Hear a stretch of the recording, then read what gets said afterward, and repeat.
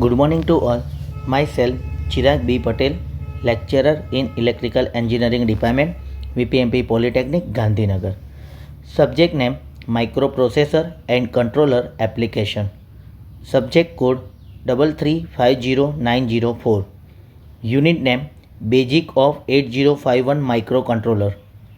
Topic name Intel 8051 Microcontroller Pin Diagram and Function. Objective. Now the following steps are given. First, pin diagram, and second, function of each pin. Now આકૃતિમાં pin ડાયાગ્રામનો diagram દર્શાવેલ છે. Pin function of microcontroller now showing the circuit diagram. So first of all, basic, it is the 40 pin DIP chip having 32 pin used for parallel input output એટલે કે alternate function, and a pin for the control function, 2 for clock generation and 2 for power supply. જેમ કે 8051 માઇક્રોકન્ટ્રોલરની અંદર total 40 pin DIP dual inline package chip છે, જેમાં 32 પિનો parallel input output function માટે, 4 પિનો control function માટે, 2 pin clock ઉત્પન્ન કરવા માટે અને 2 પિન પાવર આપવા માટે વપરાય છે. આકૃતિમાં આપણે જોઈ શકાય છે simple diagram. Upper T lower 1 to 20 pin તમે જોઈ શકો છો. પોર્ટ 0, પોર્ટ 1, પોર્ટ 2 અને પોર્ટ 3 4 ઇન્ટરનલ પોર્ટ આપેલા છે, જે એકબીજા સાથે પેરેલલ પોર્ટ તરીકે આપણે એને ઓળખીશું. અને બાજુમાં તમને આપેલી છે પિન નંબર 21 to 40 એટલે લોવરથી અપર ઓર્ડર્સમાં તમે જોઈ શકો છો. દરેકની અંદર તમે અલગ અલગ પોર્ટમાં એને ડિસ્ટ્રીબ્યુટ કરેલા છે. નીચે 2 ક્રિસ્ટલ આપેલા છે, X1 અને X2. ઉપર VCC સપ્લાય છે, નીચે ગ્રાઉન્ડ છે. અને તમે જોઈ શકો છો આકૃતિમાં પોર્ટ 0, P0, P1, P2 અને P3ના અલગ અલગ ઓલ્ટરનેટ ફંક્શન બી આપણે એની જોડે મૂકેલા છે, જેના વિશે આપણે ચર્ચા કરીશું. નાવ ફર્સ્ટ, પાવર સપ્લાય સિગ્નલ. તો what is meaning of power supply signal? તો basic, they are the VCC and VSS are used to connect plus 5 volt power supply. Power supply સિગ્નલની અંદર VCC અને VSSનો ઉપયોગ થાય છે. VCCમાં આપણે +5 વોલ્ટેજનો પાવર સપ્લાય જોડવા માટે તેનો ઉપયોગ કરીએ છીએ. નાવ સેકન્ડ ઇઝ ક્લોક જનરેશન. તો micro controller 51 contain on the chip clock generation with the crystal connection between the pin crystal 1 and crystal 2.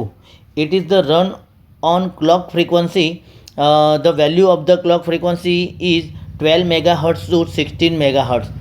Clock generator જે છે માઇક્રો કંટ્રોલરની અંદર 51માં ઓન ચિપ ક્લોક જનરેટરની જેમ હોય છે, જેમાં ક્રિસ્ટલ 1 અને ક્રિસ્ટલ 2 પિનોની વચ્ચે જોડવામાં આવે છે અને તેની વેલ્યુ 12 મેગાહર્ટ્ઝથી 16 મેગાહર્ટ્ઝ ક્લોક ફ્રીક્વન્સી પર કાર્ય કરે છે. Control function. તો કંટ્રોલ ફંક્શન તરીકે માઇક્રો કંટ્રોલરની અંદર 4 કંટ્રોલ પિન છે, જેમાં આપણે ડાયાગ્રામમાં જોઈ શકશું ALE, PROG, PSEN, EA/VPP અને reset are describe as the follow. એટલે કે આ દરેક પિન વિશે આપણે કંટ્રોલ ફંક્શનમાં આપણે સમજીશું કે 4 નિયંત્રણ પિનો છે: એરિથમેટિક લોજિકલ યુનિટ, PSEની, EA અને રીસેટના કાર્યો નીચે પ્રમાણે આપણે જોઈ શકીએ છીએ. તો ફર્સ્ટ ઓફ ઓલ ALE. તો ALEનું ફંક્શન છે, ALE is the use to demultiplex the multiplex address and data bus for the external memory. ALEનો ઉપયોગ બાહ્ય મેમરી માટે મલ્ટીપ્લેક્સ એડ્રેસ અને ડેટા બસને ડીમલ્ટીપ્લેક્સ કરવા માટે થતો હોય છે.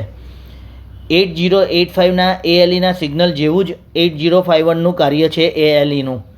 આ પિનનો ઉપયોગ આંતરિક EPROMના પ્રોગ્રામિંગ વખતે ઇનપુટ પલ્સ તરીકે થતો હોય છે.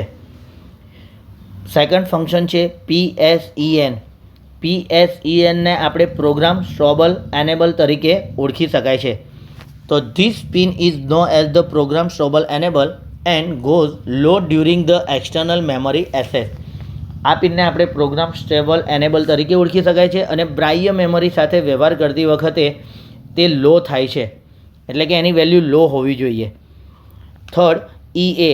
VPP, તો EA VPP, તો આ પિનને આપણે એનેબલ એક્સેસ પિન તરીકે પણ ઓળખી શકાય છે. બાહ્ય પ્રોગ્રામના મેમરીનો ઉપયોગ માટે તેને લો સિગ્નલ સાથે જોડી દેવામાં આવે છે, અથવા એનો અર્થ એવો થાય છે કે માઇક્રો કંટ્રોલરમાં જે 51ને બાહ્ય પ્રોગ્રામ એક્સટર્નલ પ્રોગ્રામ જે મેમરીમાંથી પ્રોગ્રામને રન કરવાનો હોય તો એ લો સાથે જોડવી પડે છે, અને જો હાઈ સિગ્નલ સાથે જોડેલ હોય તો માઇક્રો કંટ્રોલર 51 આંતરિક મેમરીના પ્રોગ્રામમાં રન આપે છે, એટલે કે ઓન ચિપ EPROMના પ્રોગ્રામ દરમિયાન તે 21 વોલ્ટ મેળવે છે, એટલે કે તેની કિંમત 21 વોલ્ટ છે. નાવ રીસેટ, તો reset is when this pin goes high for the 2 or more machine cycle micro controller reset itself. જ્યારે આ પિનમાં 2 કે તેથી વધારે મશીન સાયકલ માટે હાઈ થાય ત્યારે માઇક્રો કંટ્રોલર રીસેટ થાય છે.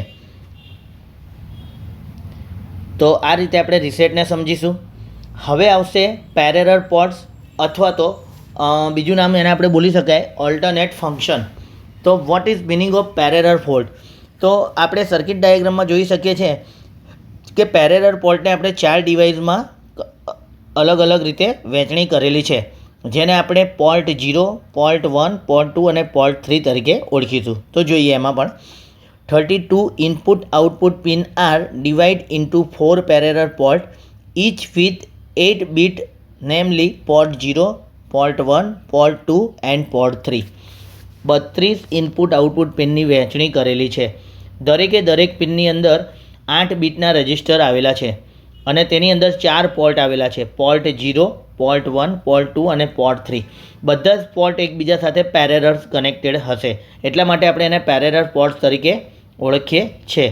હવે આ દરેક પોર્ટને સ્પેશિયલ ફંક્શન રજિસ્ટર એટલે કે SFRમાં ઇનપુટ આઉટપુટ એડ્રેસ આપવામાં આવેલ હોય છે, એટલે કે તેમાં વૈકલ્પિક કાર્યો સહિતના બધા જ કાર્યો નીચે પ્રમાણે થશે. જેમ કે આપણે સૌથી પહેલાં જોઈએ પોર્ટ 0. તો port 0 it is an 8 bit bidirectional input output port with bit addressing capability.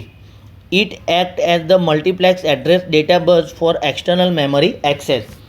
Port 0 એ 8 બીટનો બીટ એડ્રેસિંગ ક્ષમતા સહિતનો દ્વિમાર્ગીય ઇનપુટ આઉટપુટ પોર્ટ છે, એટલે કે બાહ્ય મેમરીમાં જ્યારે વ્યવહાર માટે તે મલ્ટીપ્લેક્સ એડ્રેસ અથવા તો ડેટા બસ તરીકે કામ કરે છે. તો પોર્ટ 0નું ફંક્શન આ રીતે આપણે સમજાવીશું.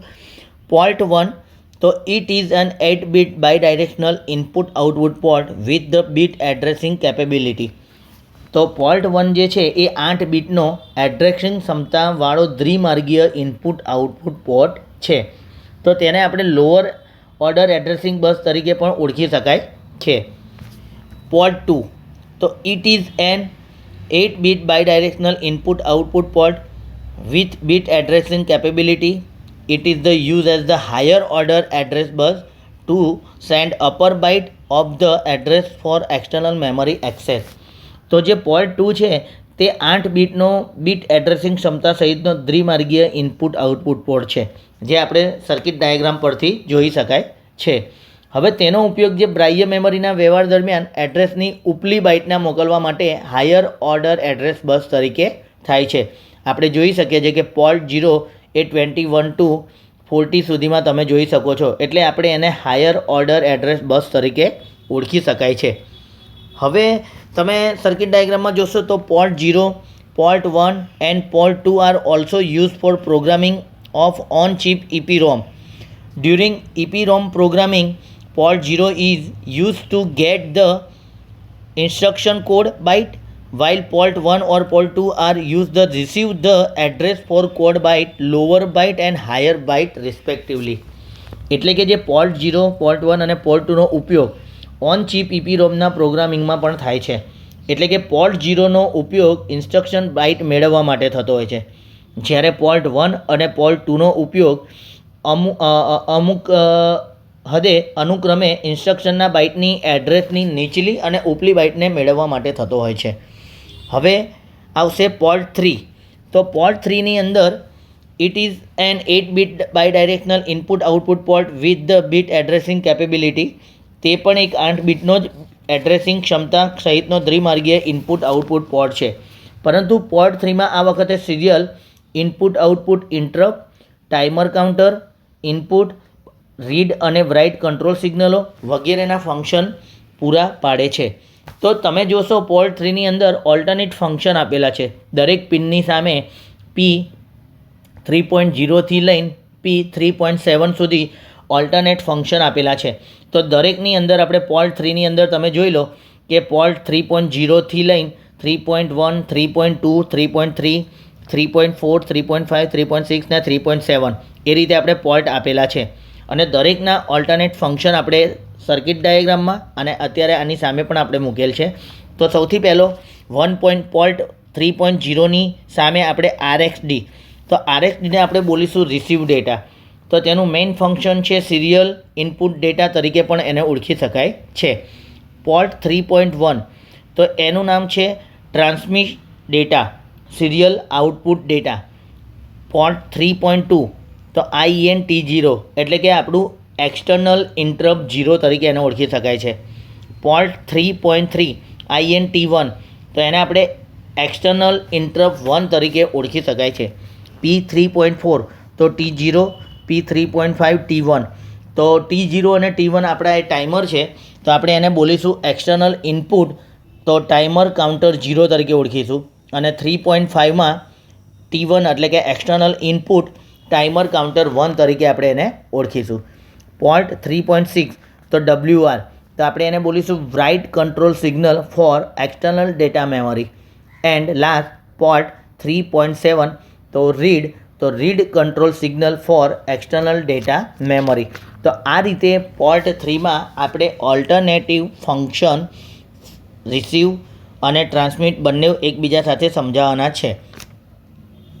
Thank you.